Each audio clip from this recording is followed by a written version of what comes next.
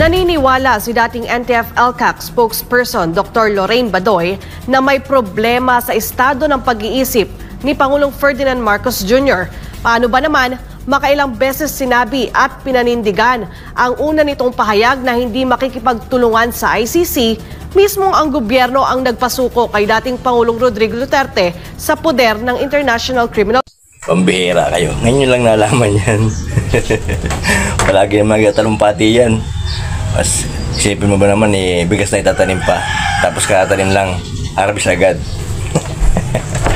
Tapos mamimigay ng building materials, wala pa. Mamimigay na, wala pa.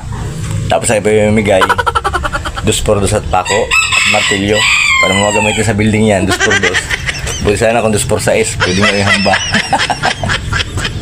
Bago ngayon lang naisip yung kaya sabi nyo. Matagal na yan Pag nagkatalumpati ang isang tao, malaman mo yan agad kung ano ba.